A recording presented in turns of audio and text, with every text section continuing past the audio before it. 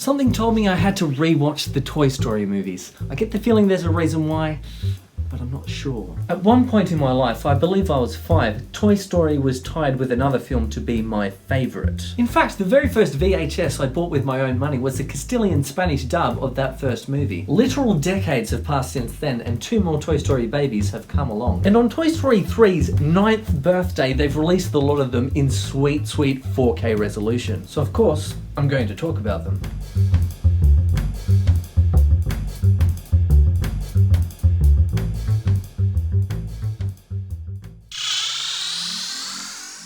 1995's Toy Story changed the cinematic landscape. Not only was it revolutionary from a filmmaking and technological standpoint, but it also told a great story. It was the perfect marriage of format and concept working within the boundaries of what was possible for the time. So naturally, it's incredibly dated. Don't worry, everything I said still rings true. And from storytelling and comedy standpoints, it still holds up. Visually, however, time hasn't been terribly kind. The 4K transfer's impeccable presentation allows us to soak up every minute detail of this painstaking filmmaking effort. We get to read fine print Easter eggs which were previously incomprehensible blurs. We can take note on the wear and tear of some of the toys. At the same time though, you get an onslaught of crazy eyebrow action. That and some of the human characters look as plastic as the toys themselves, but it still remains an impressive achievement. And let's be honest, we're lucky they put in the effort to make it look as good as it does. Cause boy, it could have looked so much worse.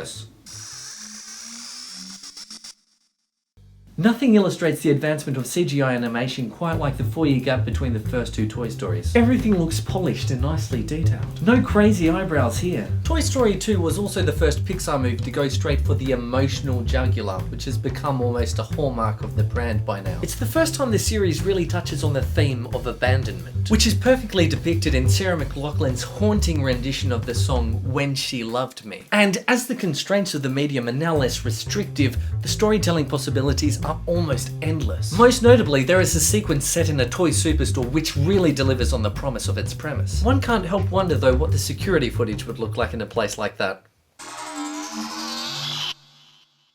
I remember back in 2009 when I first found out. Hey, did you hear they're going to make a Toy Story 3? I know, right? It's not going to be as good as the first 2 though, is it?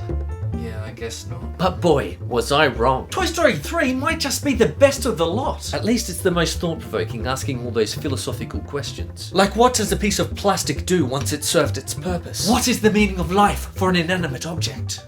Pretty deep stuff. And with over a decade of advancements in animation, the film looks stunning. My favourite visual cue is when evil Dr. Porkchop unleashes death by monkeys. And we witness a glorious mushroom cloud of detailed red plastic. I look at that and I think, this is why I love animation. In the end, it results in the most fitting, heartwarming and slightly cheesy way to bring this franchise to a close. It's the perfect bow to tie up this true cinematic gift. Such a beautiful, poetic way of ending things. I can't imagine why you'd want to risk messing with it. Apparently, someone took that as a challenge.